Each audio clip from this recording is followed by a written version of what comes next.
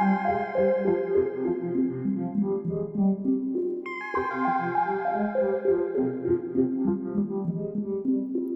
in the depths of the mind is a secret tomb where knowledge, fear, mystery, and a macabre sense of enjoyment is held.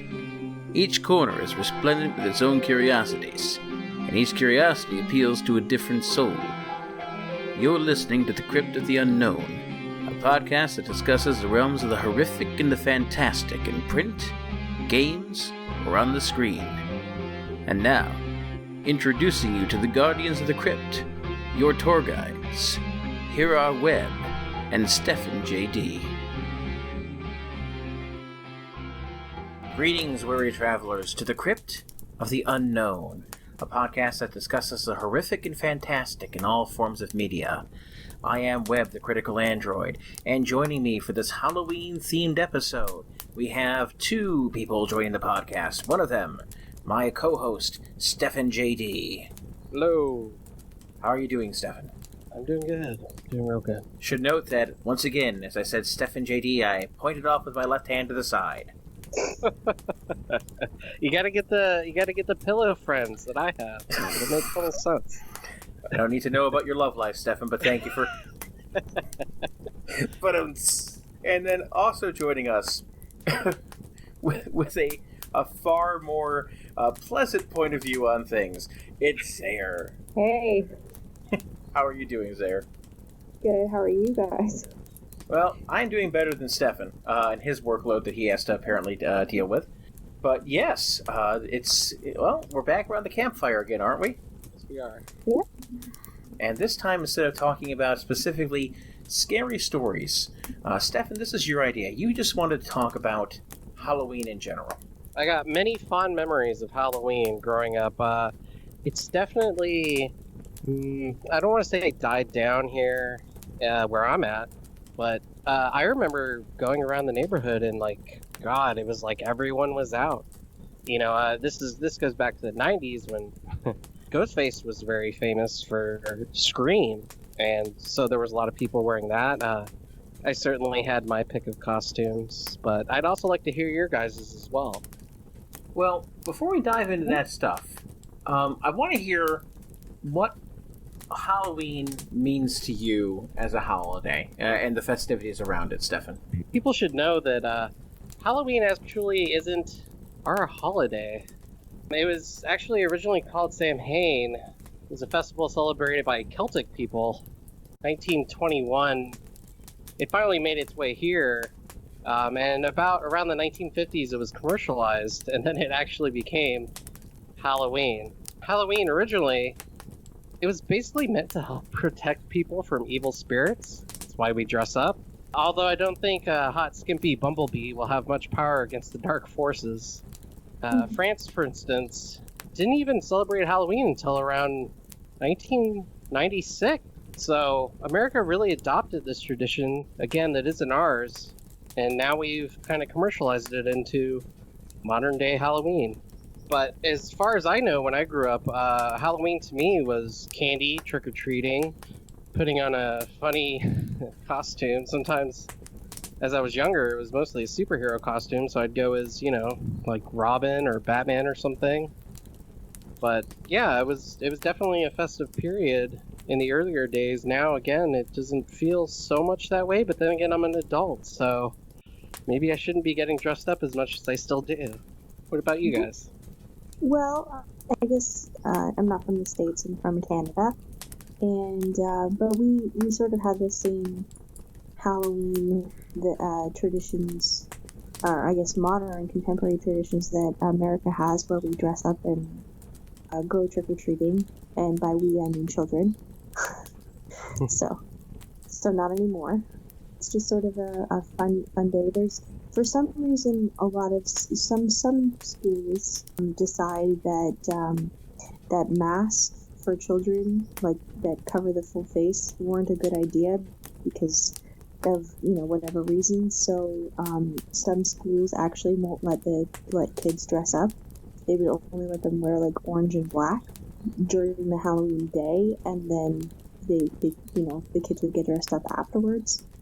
Yeah, so I guess that's maybe, I don't know if that's happening in the States or if that's just something that's unique in Canada. I would say here in my state, I know they wouldn't allow actual physical masks as well, but like you could wear like maybe a neck down costume. I don't know. What about in your area, Webb? I mean, for us here, I don't recall any kind of an issue with stuff. How do I want to put this? As far as I know, there's no problem with masks, full masks or anything like that. I don't think of any of us having any kind of issues with costumes. I don't recall doing anything at school. I know that local businesses would sometimes do Halloween stuff, and the only place where you couldn't necessarily wear full masks was going in stores somewhere, because stores don't really approve of people coming in with masks. But Until now. yeah, obviously things have changed a little bit when it comes to that stuff. But everything that we did for Halloween just seemed very, and maybe this is just the area of New York that I grew up in, which was very, very rural, out in the middle of kind of nowhere, small towns, small communities. There was never really any kind of a big push. There's no real pressure. Everything felt very safe and nice and quiet and quaint. And maybe it's an idealized view of things looking back on it, but life was just really easy going, and you get these like really good people who were just considerate, and there's the kind of communities where you could put out like a bowl of candy because if the people weren't there at the house, and you could put like a sign that said, please take one only, and people would take one only. It wasn't a thing where you'd have to worry about there's some greedy people taking like the entire bowl or taking handfuls of candy. They were always respectful. And we moved a couple times over, like twice in the course of my Halloween days, or trick-or-treating days, I should say. Once we were like way out in the middle of nowhere, and another it was in that farmhouse that I mentioned previously, which was close to like a major area. So for that major area to be in, you could easily find houses to go to. And when we were out in the middle of nowhere, there were still places to go to, but you had to drive a little bit. You can just head out of the house and go walking everywhere. But in general, there were different streets that we could go down and just really have a great time with trick-or-treating, myself and my 3 younger brothers. Though by the time I was old enough, or by the time the youngest was old enough to be trick-or-treating, I was out of the game. I was too old. So there was only ever three of us out at one time. I think in the early days too, you could safely go around your neighborhood and just not even have your parents there and just go trick-or-treating. Like, that's how good it felt back in the 90s in my experience, where things felt a lot more safer, more relaxed, calm, as you were saying, Webb. So I don't see that as much today for obvious reasons, but back then it was definitely the heap of, friendliness and definitely knowing your neighbors and everything. Yeah, that knowledge of knowing your neighbors is a really important, and like it's a safety thing, because you have to be wary of the fact that there are people whenever there's already fun to be had. Unfortunately, there seems to be always somebody who's willing to take advantage of the innocence of fun to try to either corrupt that or pervert it, if you want to put it that way. But there's always people out there who are sadly just terrible people who just want to take advantage of a situation, and it's disgusting. Yeah. But on a lighter note, I know that we've all experienced Halloween. It's definitely my favorite holiday. I don't know about you guys, but I have had a lot of fun over the years. I have definitely gone out of my way to do things that I didn't think I would do originally. Like almost today, people would just say, hey, that's cosplay, because you just work so hard on getting your costume prepared, and, all your friends are getting dressed up, so you all want to see what each other look like. And there's something about that festive nature that really brings out the joy in people. I know when I was a kid, I dressed as so many things. I dressed as my favorite wrestler, Sting, at one point. Never a juggalo, but for some reason, ICP got hot for a minute, and all my friends and I went as juggalos. I was probably like 12 or something. What were we doing? I don't know. Yeah, what were some of the costumes you guys put on? Oh my god. Okay. So, all of my costumes were 100% from secondhand shops, or and just basically secondhand clothing that you create the costume with. Or stuff that my my parents would help me make. So one of my favorites, looking back, would be, I don't know, I think I was 11, and my mom was actually in the hospital, so she wasn't able to help. So my dad, he was in charge of Halloween costumes. So I think my brother just like had a cape or something and just wore a cape that year, which whatever. And then I have no idea where he found this to this day, but you know garbage bags and how they're black? Yeah. Well, okay, so my dad ended up finding a yellow garbage bag. Don't know how. And and for some reason, I still don't know. Basically, I just went as a Cheerio box with with a yellow garbage bag, and I still don't even know how that even happened. But it was just one of my favorite weird costumes that I was like, yeah, my dad helped me make it, and just everybody was like, yeah, okay, that makes sense. Yeah, so that was a good one. Oh, 1 year, it was in high school, so we didn't go out trick-or-treating in high school, but we still could dress up. And I went to a Catholic high school, so everything was like uniform.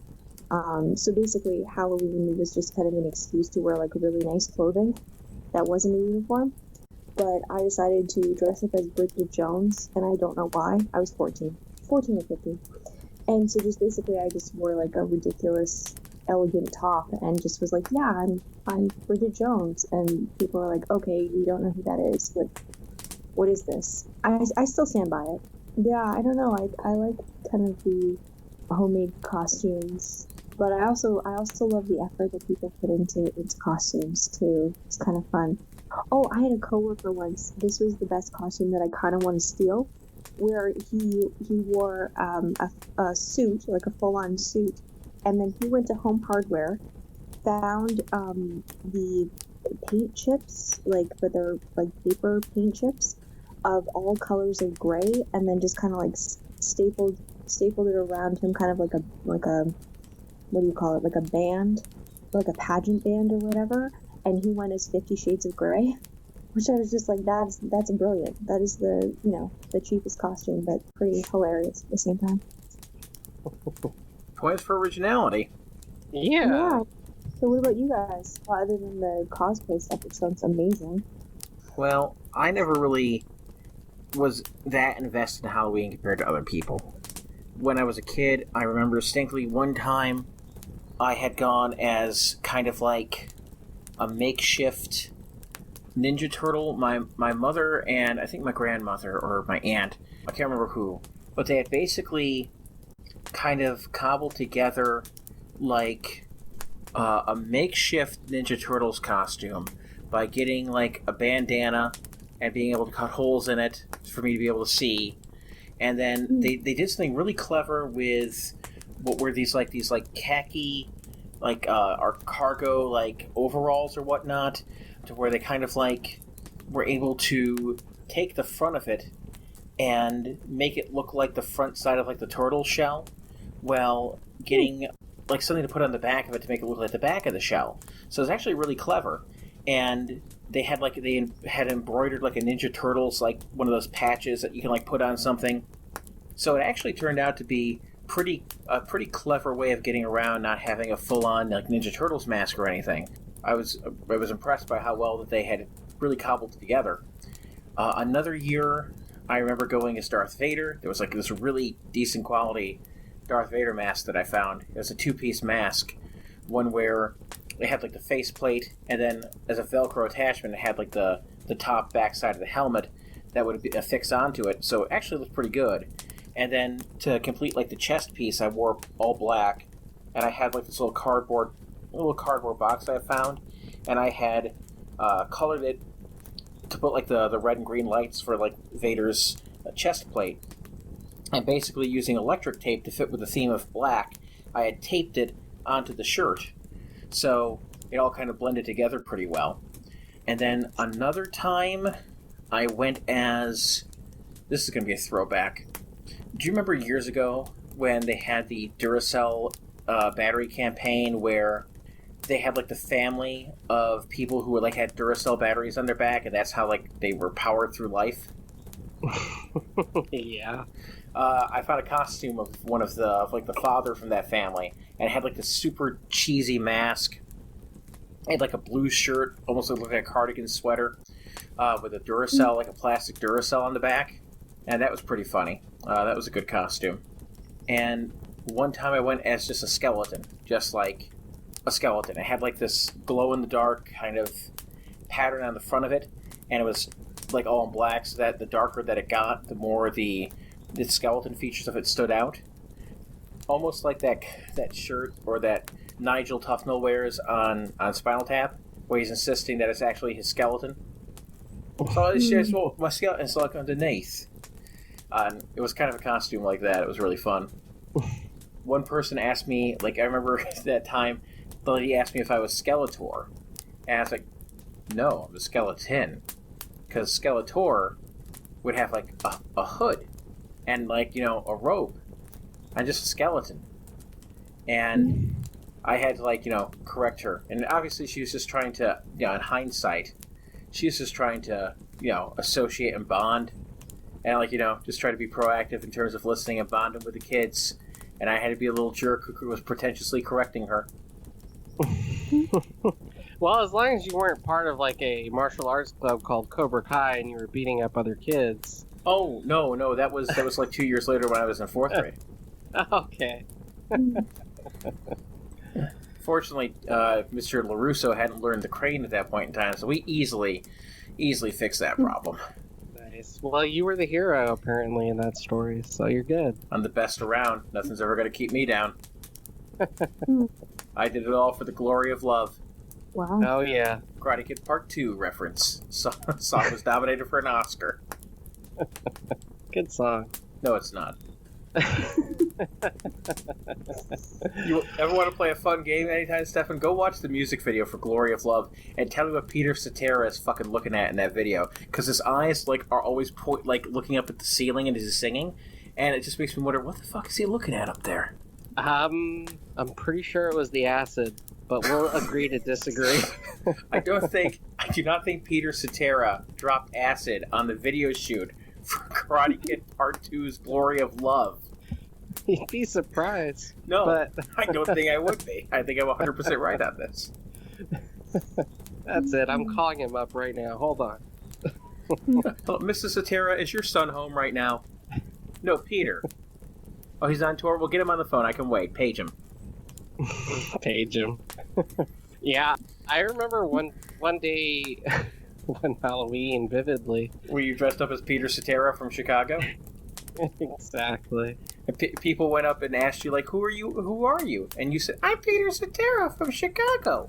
Like, what makes you Peter Cetera? And then you turn and, like, you lift up part of your shirt, and there's another shirt underneath, and it says 25. And then it's like, well, what does that mean? And you turn around on your back, it says, or 6 to 4. Oh my god.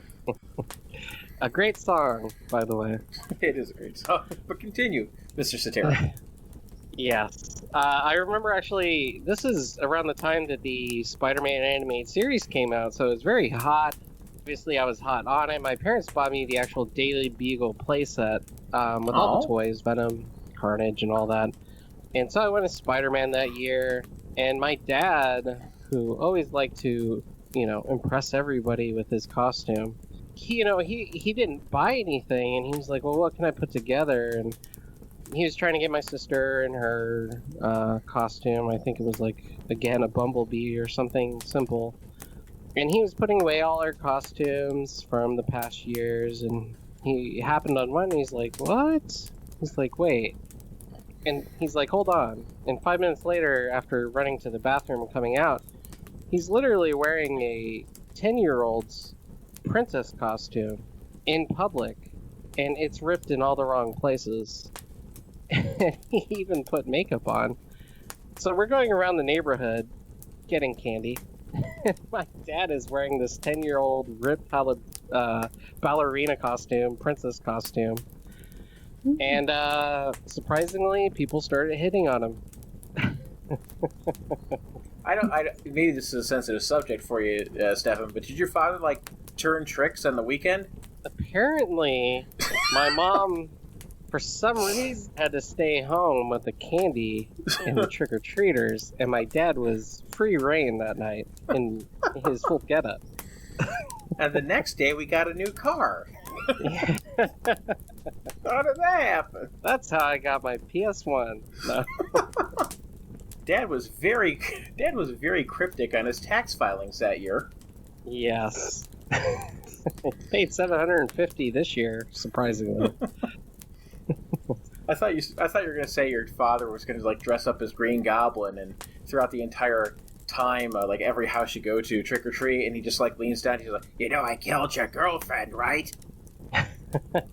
You, me, we could run this city. But yeah, I have a lot of strange memories. Fun fact: I always dressed as Robin for Halloween because in real life, this might be a little heartfelt, I was considered my dad Batman. Oh, so I always went as Robin. That's sweet. Turned out he was the Joker, though. No, I'm just well. Yeah, but no, I had a lot of fun. What were your guys' favorite candy on Halloween? Oh, Sayre, you field that one first, because I don't know what Canada's candy is like what you guys have, and versus what we have. Do you guys have Smarties? We do have Smarties, but I understand that Smarties in one place can be different than Smarties in another place. Okay, yeah, because that's a good... What are your Smarties? Smarties are like M&Ms, because they're just basically like chocolate in a shell, and the shell is colored. No, for us, Smarties are like these. They're not chocolate at all. They're just straight up like sugar-based candy. They're these small little discs that are colored like light shades of like green, yellow, orange, pink. There's no differentiation between the flavors to them, but they're just like they don't have a chalky texture to them. They have more just like a kind of like a sleek, kind of like a smooth texture to them. But when you eat them, they're just very powdery afterwards. Yeah, very glossy. Oh, okay. Yeah. No, we have these things called Smarties that are like M&Ms, but the M&Ms are... It seems like it's a different type of chocolate that's used, because there's a complete difference between M&Ms and Smarties, which sounds weird because they sound the same, but those are really good.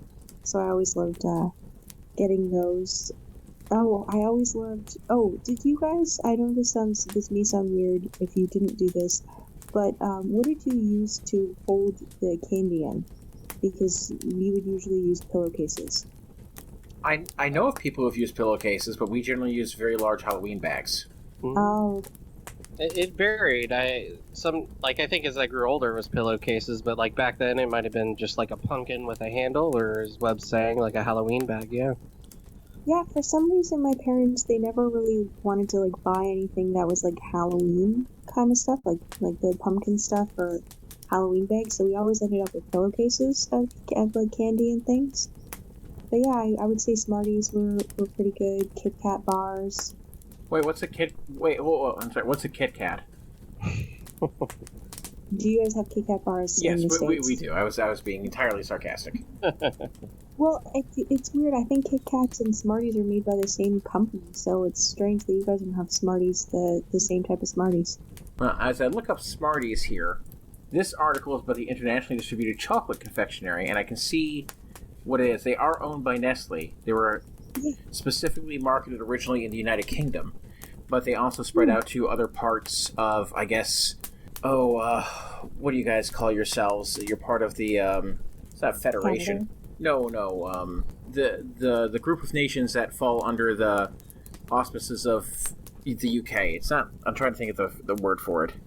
I don't know, but we've had the Charter of Rights and Freedom since 1982. No, and I'm talking about the name, the blanket term that's used for all the nations that are, the Commonwealth. The Commonwealth. Yes, thank you, the Commonwealth. So it seems like they've been distributed to other Commonwealth countries, because Smarties can be found in Canada, South Africa, Australia. So there you go. Oh man, I was way off. I was thinking Starfleet, but Starfleet of Canada and the UK. Commonwealth sounds about right. Yeah, it's pretty cool. But they are made by Nestle, and Nestle does make a lot of other things too. Right, of course. Including Kit Kats, yes. Yeah, so that's why I was like, that's strange. But I also loved like all the different types of chips that would come in really small bags. Usually, though, they would just be like plain or regular chips. People give out potato chips in Canada for Halloween? Yeah, Wow. and pop, cans of pop. My parents would always give out cans of pop. See, you guys are much nicer there. Genuinely, if you really want that kind of swag, you have to go to the rich neighborhoods here to get like a full thing of chips or soda or something. Yeah, it's pretty cool. Huh. That is interesting. Yeah, but it was also strange too. This is a little off on a tangent, but I guess it was like the late 90s when people from other neighborhoods, like even other towns, would come to our neighborhood in minivans, and then they would trick or treat in neighborhoods that they weren't even a part of. So like minivans would like park at a place, and then just like their kids would walk around a block that wasn't their block and get candy and trick or treat. It was, yeah, I don't know if that happened to you guys. Random question though, seriously for you guys. Why do you call chocolate bars candy bars? Yes. What is that? Why? Because candy bar is just a catch-all term for any kind of a bar of a confectionery treat, whether it be chocolate-based or non-chocolate-based. But what kind of bars are non-chocolate based? Zack Nut? Zanny bars? Oh, wait. Exactly. No. There's steel bars. What is that? It's just a bar of steel. Cheers? What's that? Well, I think some bars, like, you actually just refer to them by their name as opposed to saying, hey, here's a candy bar. You'll just say, hey, here's a Snickers, here's a Kit Kat, here's a whatever.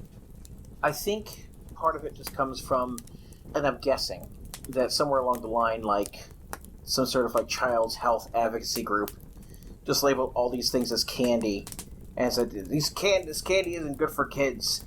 And then it's like, these candy bars, because they're just labeled as sweets. Mm-hmm. So I'm guessing that's what happened. It's like an oversimplification, basically. Interesting. Because you're right in the logic of they should be called chocolate bars. Yes, like they are in Canada, but that's just me.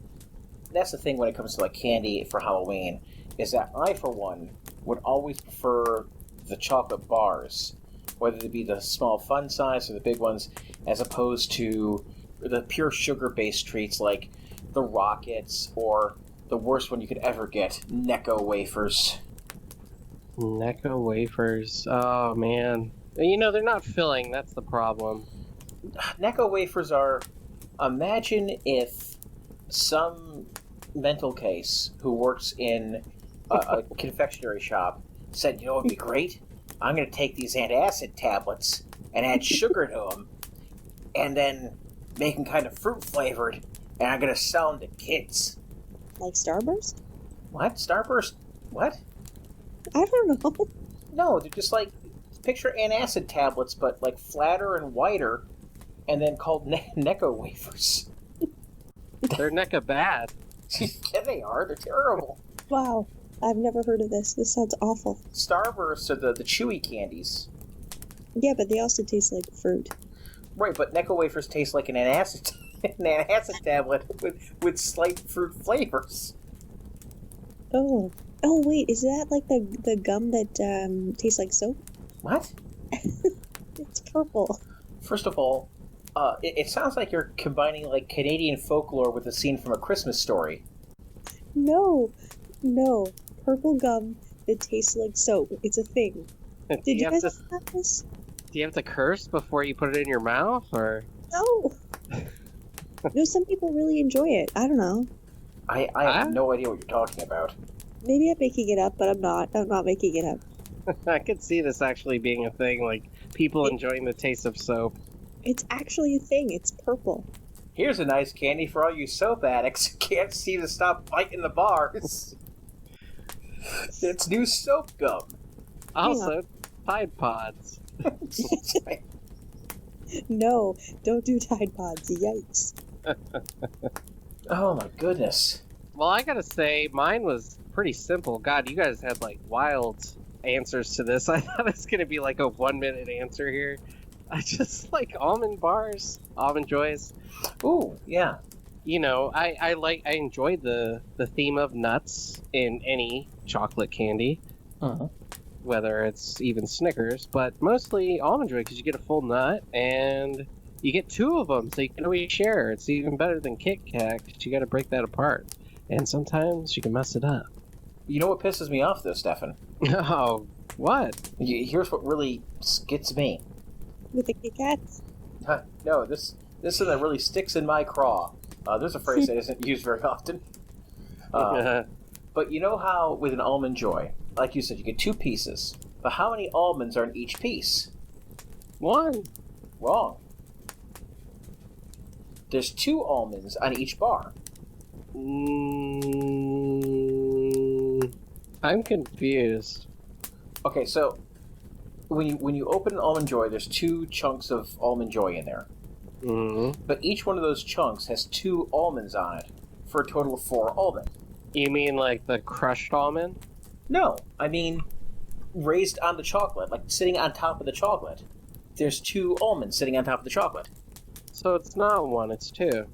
Yeah, there's 2 almonds sitting on top of the chocolate bar.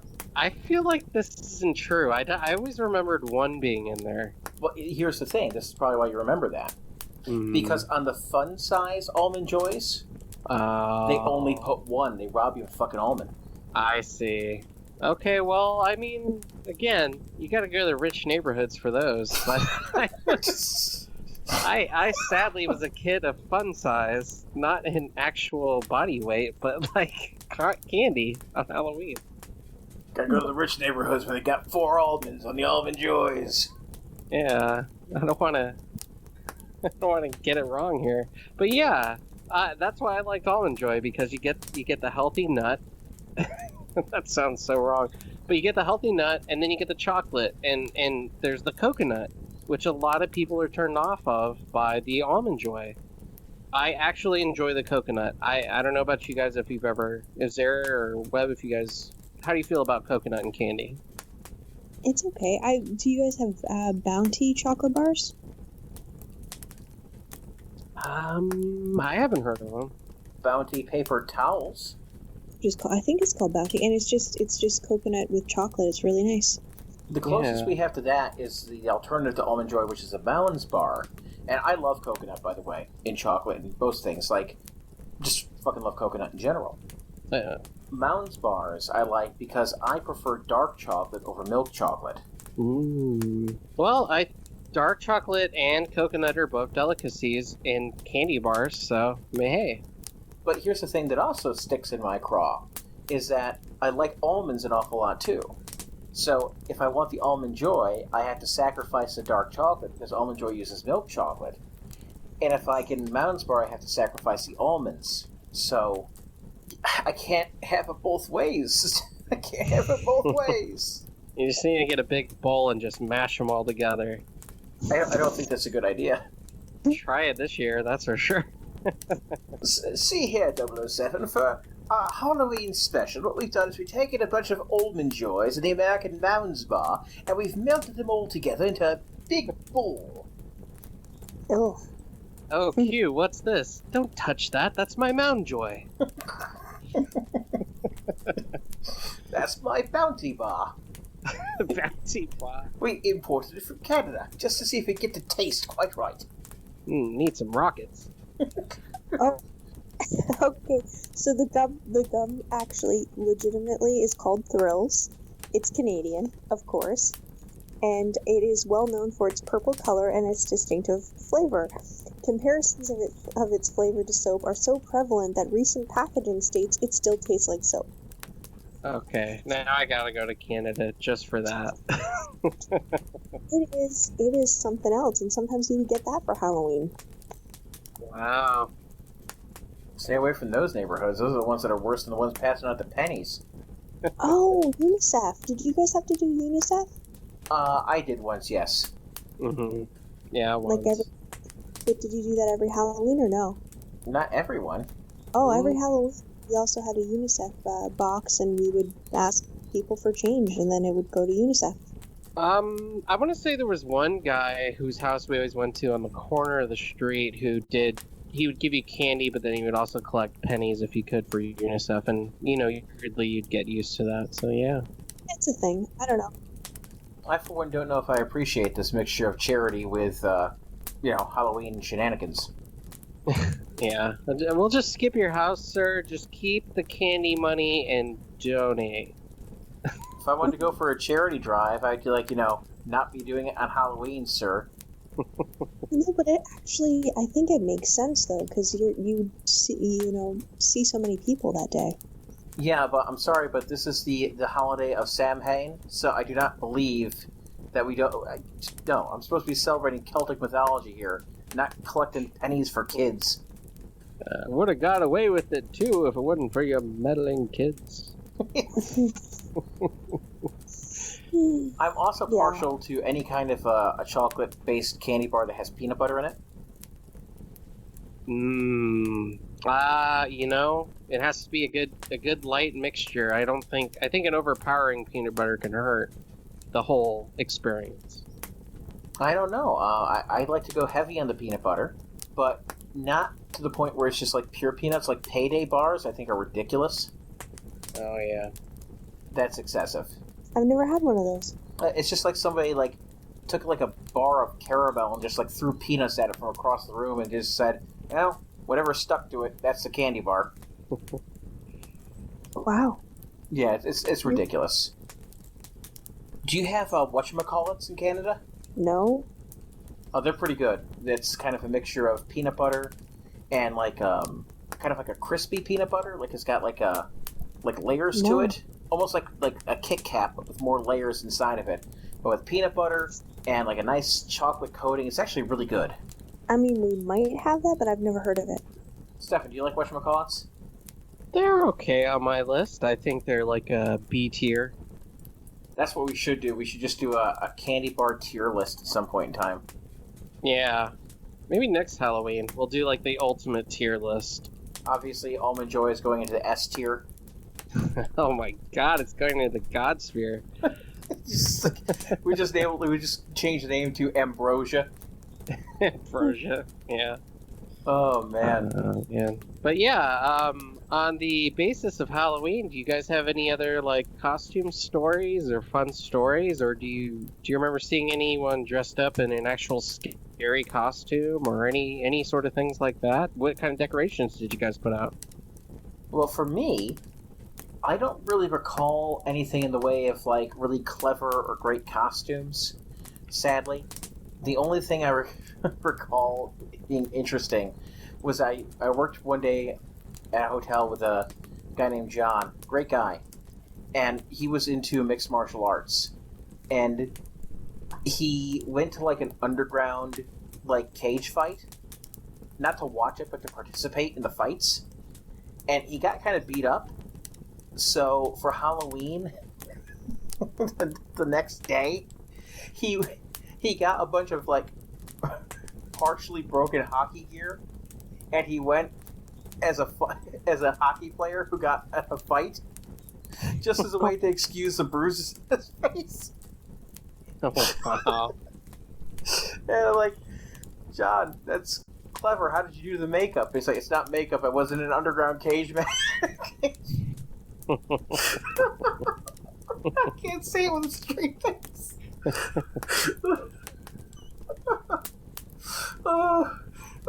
It's not makeup. I was in an underground cage fight last night. Oh dear. I'm sorry. That's funny. Last year, actually, for my nieces, I went as a character from They Live. If anyone has seen that movie, they remember the Martian's face. I just basically did that with blue makeup, which was fun, because it very much was in tune with the world that we're living in right now. But the Halloween before that, I actually went as Jason, not because I wanted to really specifically dress up. It was just an easy costume. And, I take my nieces out Halloween every year, which is very fun. But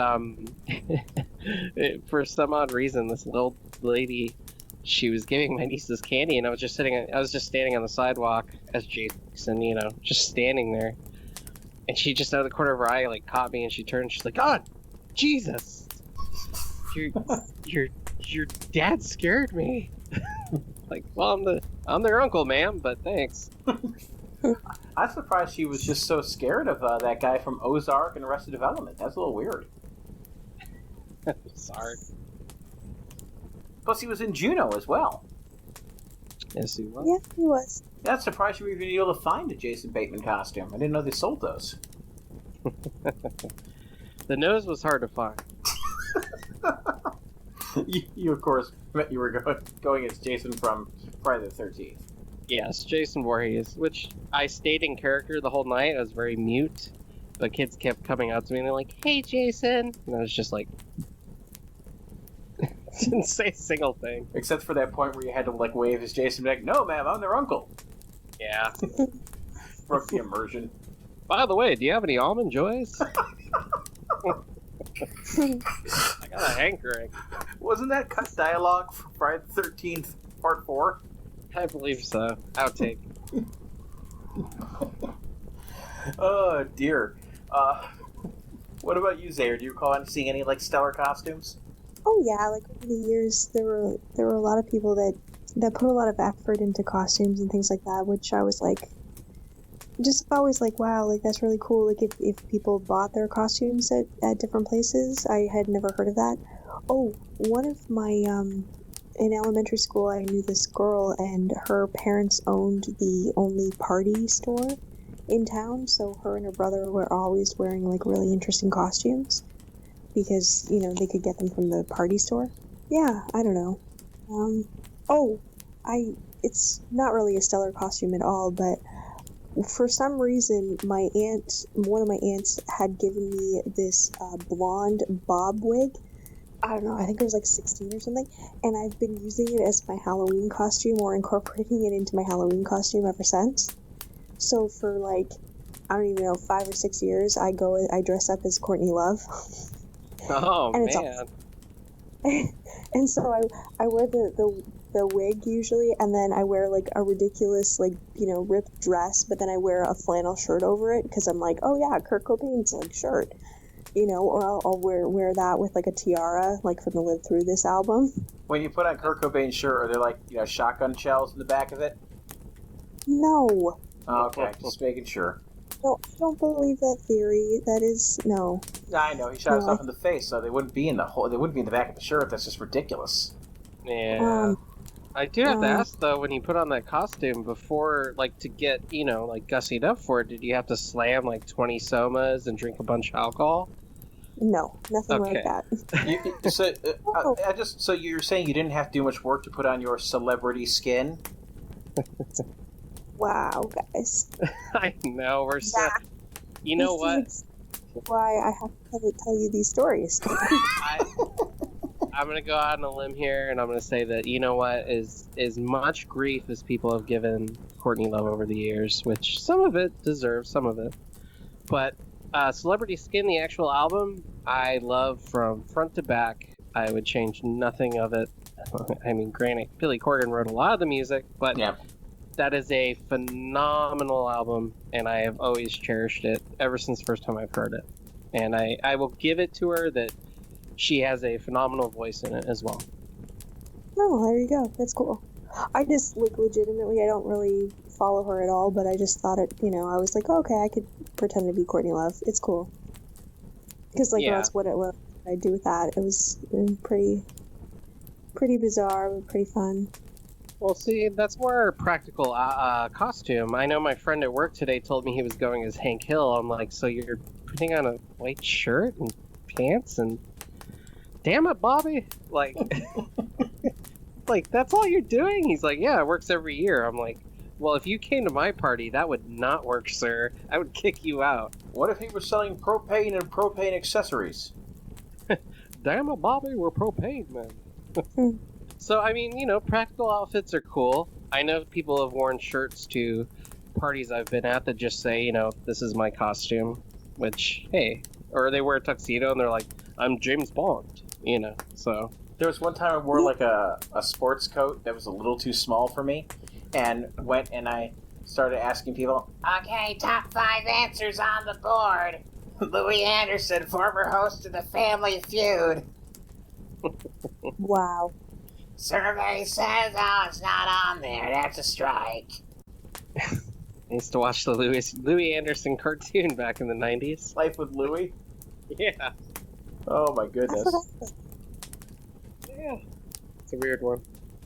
Well, here's a good question, because this is something that I prefer to do on Halloweens. There's certain songs that I enjoy hearing leading up to Halloween or on Halloween. If you were in the Phoenix, Arizona area, and for some reason this week you heard somebody blasting the Ghostbusters theme song, yes, I'm guilty. It was you. That was me. Ray Parker Jr. is still living under my bed. I hope you feed him every now and then. Yeah. Do. Now, do you just stick with Ghostbusters like that, just the theme, or do you do other songs from the soundtrack, like the song Magic, which is amazing? You know, I fast forwarded to the upbeat part. It's like 2 minutes and 30 seconds in. I did that a little bit today in the parking lot. Shamrock Song from Halloween 3. Yep. I play a little Nightmare Before Christmas, but the actual version with the band singing, so like Marilyn Manson and everybody. Uh-huh. And, man, there was something else. I can't remember. What about the classic Monster Mash from Bobby Pickett? I do the Misfits version. Of course you do. Yeah, of course. Oh, a couple other ones. Dream Warriors by Dawkins. Mm-hmm. Man Behind the Mask by Alice Cooper. Mm-hmm. And then, Motorhead's, Hellraiser. I go for, even though it's not as completely scary, but it does reference Ghostbusters, I like Bobby Brown's On Our Own. Yeah, good one. Good one from Ghostbusters 2. I enjoy a lot of Oingo Boingo. Dead Man's Party is in heavy rotation for me. I love that song. Weird Science, even though not a big fan of, or Danny Elfman himself is not a big fan of that song, but I enjoy it. And then Monster Mash Thriller, mostly for Vincent Price, because I love Vincent Price. Got a good cackle in that song. Oh my gosh, it's great. And then, trying to think if there's anything else that comes to mind that's a scary song for Halloween. I like playing songs that have poppy sound to them but dark lyrics, like the Hall & Oates song Diddy Doo-Wop, which is about a serial killer who's being driven mad by the sound of doo-wop voices. Oh. There's a great line in it that says, Charlie liked the Beatles, Sammy liked Rich Girl, but I'm still hung up on the Duke of Earl.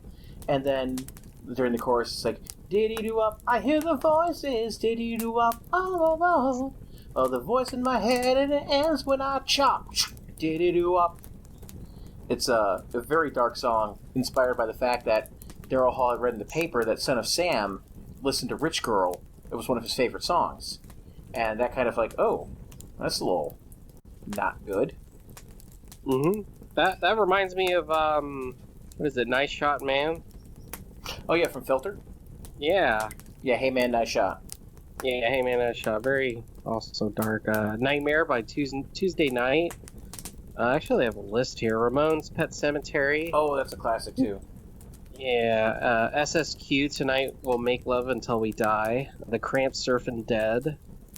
And then a song that nobody should ever listen to, but I still enjoy for comedic reasons, TSOL's Code Blue, which is literally about necrophilia. Well, that's not good. Very spooky. I think necromancy is the spooky part as opposed to necrophilia. Yeah. Controlling the dead?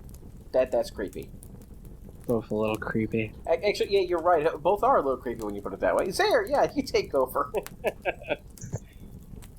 Well, I'm just enjoying like all of these like crazy sadistic songs, so it's good. I'm not scared at all. But what I would I guess contribute Time Warp, amazing. Oh yeah, for Rocky Horror. Oh, Yeah, that is like 100%. I actually, I think, and this is my only problem with Time Warp, is that that song has taken such like a leap from that movie that it overshadows what my favorite song is, the opening number, Late Night Double Feature. Right, good song. Or it's called like Double Feature Science Fiction, I think is the actual name of it. Science fiction double feature. Science Fiction Double Feature, thank you, yeah. I actually went as Dr. Frankenfurter one year. Oh. In the heels and everything. And I went into a CVS, and the clerk there, he was probably like 70 years old. He's like, so what are you? Are you just working tonight, or? And did you tell him, I'm just a sweet transvestite? Transsexual. Transylvania. But yeah, so I have gone as that for 1 year. Nice. Yeah. But as you were saying, along with Time Warp, Sayre. Yeah. Yeah, no, Time Warp is great, but that's in part because when I was 10, that is the only dance that I know how to do, and I commit fully to it. So now it's played at various friends and family. They play that at wedding receptions, and that's a big thing. But it's still kind of Halloween-y, so I don't know. That's a thing. Oh, I like listening to the Buffy the Vampire soundtrack from season 6 from their musical episode. Yes, once more with feeling. Yeah, I think that some of their songs are, kind of interesting, and how, brings me into the spirit of Halloween. Thriller is good for that too. Yeah, I don't know. I guess that those would be kind of the go-tos. What about specific Halloween movies? You know what? Casper. Oh, Casper, Bill Pullman. Yeah. Well, amazing. Too. It's a really kind of cute movie, and it's very Halloween. I like the bit where she says something like, "I have now unfinished business. Dibs." That's a surprisingly effective impression of her. Yeah, really good. My favorite part is obviously when Dan Aykroyd comes out and he's like, call somebody else. Yes, exactly. I might have been one of the only kids that got that because they never watched, they watched Ghostbusters, but later on, where I was like, oh, this is great. Yeah, love that. Yeah, it's a classic movie. I think I was the only kid who laughed hysterically in the movie Space Jam, where Bill Murray walks out onto the court, intent on helping, and Dan DeVito's character, animated character, starts saying, "Who's that? Dan Aykroyd?" That's awesome. I laughed hysterically as a kid at that. Yeah. Oh, there's this old movie that's amazing. It's an Abbott and Costello movie that always reminds me of Halloween, and it's called Hold That Ghost.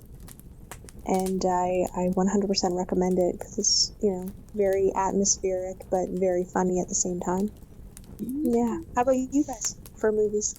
Well, I mean, clearly, the greatest Halloween movie of all time, Ernest Scared Stupid. Okay. Some people will not agree on that. No, I would say, that movie holds a place in my heart from childhood. There's also a Disney tape I used to watch all the time called Disney's Halloween Treats. That was good. It had a segment on there from the Legend of Sleepy Hollow. So that was pretty good to watch as a kid. There's Halloween episodes of Home Improvement that I really love. I enjoy watching those every year. And some Frasier Halloween episodes that are quite good too. There's also, I think, even though the original Halloween, directed by John Carpenter, is, it's a fantastic horror film, one of the best made. I gravitate towards Halloween 3 because of how kind of ridiculous but earnest it is in trying to do something completely different. So I have a lot of respect for Halloween 3. Plus, it has arguably the best varied soundtrack because the Halloween theme itself from the original is so iconic, but it's used quite a bit throughout the film, like maybe overused. But in Halloween 3, they really mix things up, and John Carpenter is there doing the music, so it's really, really cool. But outside of those, I love the Tremors films, specifically the first two. Tremors 2 is my favorite. I can quote most of Tremors 2 by heart because of so many of the good lines. I am completely out of ammunition. It's never happened to me before. I was denied critical, need to know information. Or the best thing when Bert blows apart one of the graboid, like the heat-seeking ones, with an anti-tank rifle. He just says, "Just doing what I can with what I've got," and that line always sticks with me. So yeah, those are some of the movies that I really enjoy for Halloween. Oh, and Gremlins 2. Because the first Gremlins is a Christmas movie, but Gremlins 2 is good for any season, specifically Halloween. Yeah, I appreciate it for that scene when the winged gremlin flies out of the building, for obvious reasons. Yes. But what about some of your favorites, Stefan?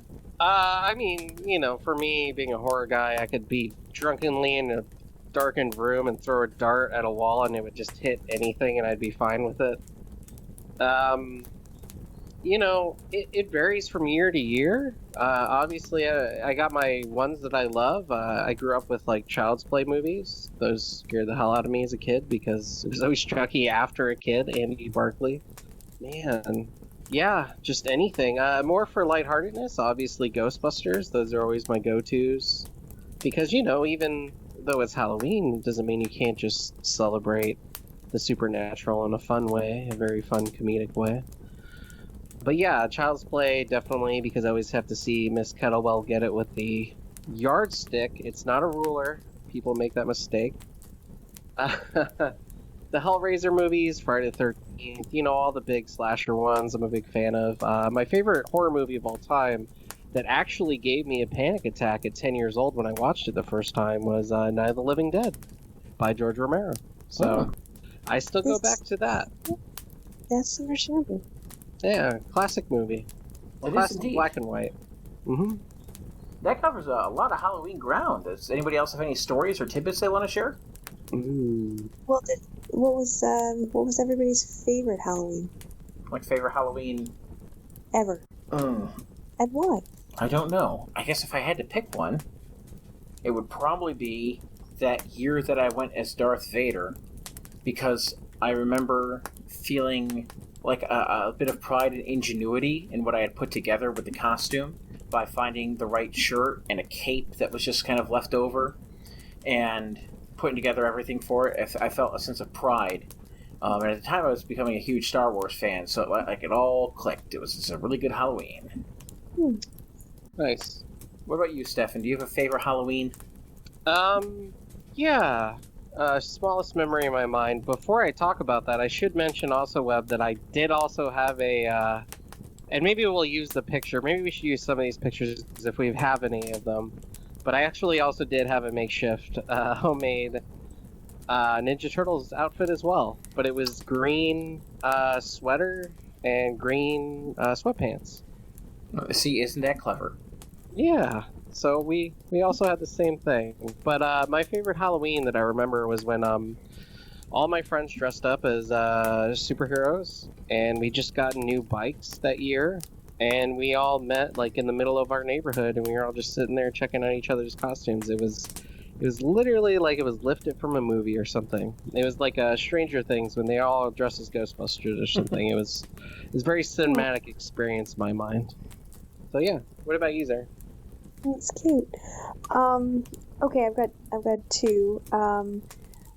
For some reason, there was like a Halloween pageant one year, and I think I was like 7 years old, and it was a homemade costume, and I dressed up as a hippie because for like 4 years in a row, I dressed up as a hippie because it was just simple to do, and I just borrowed my mom's clothing or my dad's clothing, and I ended up winning like a Halloween costume event that I didn't even know. So that was pretty cool. And then my other favorite one was interesting because I was 19. I wasn't living with my parents. I was actually living with an aunt, and she was out of town. But I ended up going to a party, and there were like professors and like students there, and it's just really, really fun. And I had a great time. This was, I think, the first year I dressed up as Courtney Love, like on purpose. But anyway, I ended up having a great time, staying out late. I forgot to call my parents. My parents completely freaked out and phoned the police, which that sounds kind of awful, but I was fine. No one was missing. Everything was cool, but it was a really fun party. And so it just made me think that, even though Halloween is usually just for like children and things like that, it was just sort of like, oh well, Halloween can be fun at all ages and all of that. So I don't know. It was very memorable. Speaking of a contest, that does remind me of something that happened. It wasn't so much like a Halloween, like, big shindig or whatnot, but it was a small kind of Halloween party that... I can't remember who was hosting it, but they had one of those kind of games where you just, guess how many pieces of candy corn are in the jar. And I had taken the jar, and I had a piece of candy corn on me.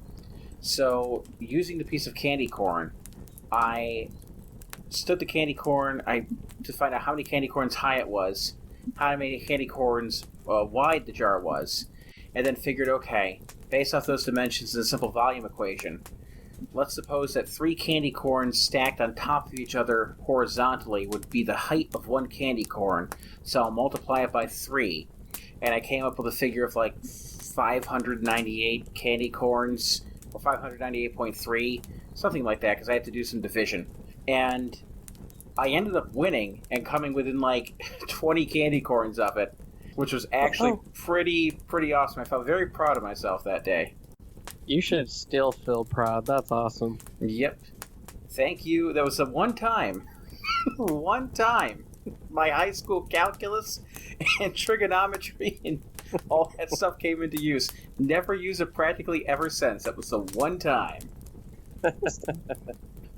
Speaking of candy, before we end all this, we should talk about a myth of candy. Because usually there are not a lot of tricks in candy, but people are worried every year that there might be something poisoning their children. Which is kind of considered a myth now, as there are only 2 actual cases of trick candy on Halloween. One of them was in the 1970s. A kid died from his uncle actually just sprinkling heroin some candy, apparently. And the parents obviously blamed the candy, which was in fact untrue, and was later found out again in the 1970s, almost 50 years ago. I'm guessing it was somewhere in the middle of it. But the second case was a father who sadly poisoned his own child. For the insurance money, wasn't it? Yep. He took out a life insurance policy on him, and then he just murdered his own son, which is sad. But we should remember that doesn't mean you shouldn't still check your candy. You should always make sure it's safe this year. This just that the overall experience of trick candy has become somewhat of a myth, as none have actually been found.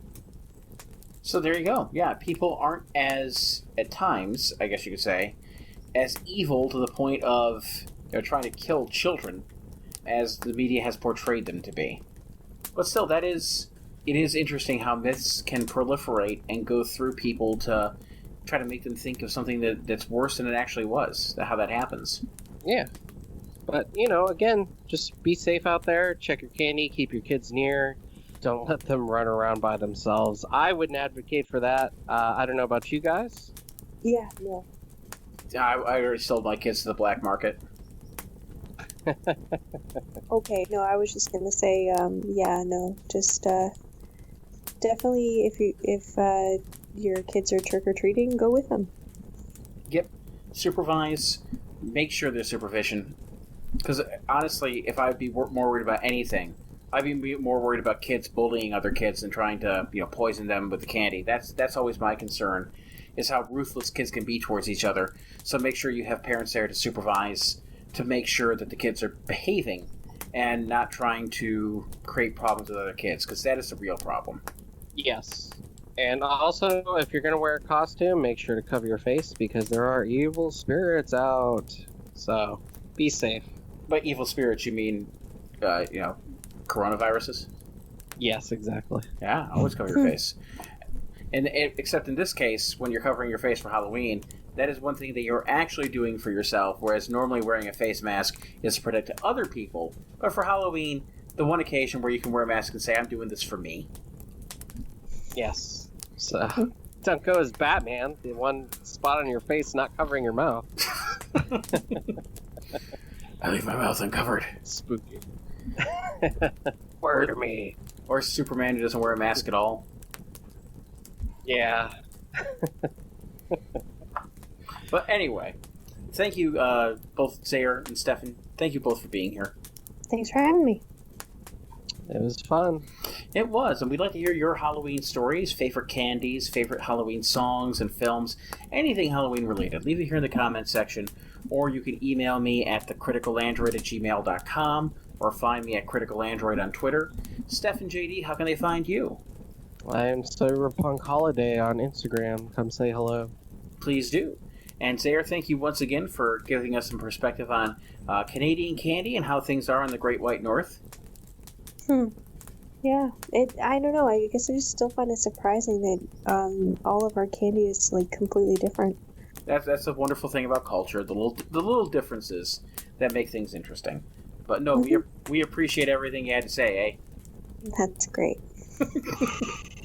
But anyway, from all of us here at the Crypt of the Unknown, thank you very much for listening. We will be back again with more regular content, non-Halloween related. But for now, the Crypt is closed.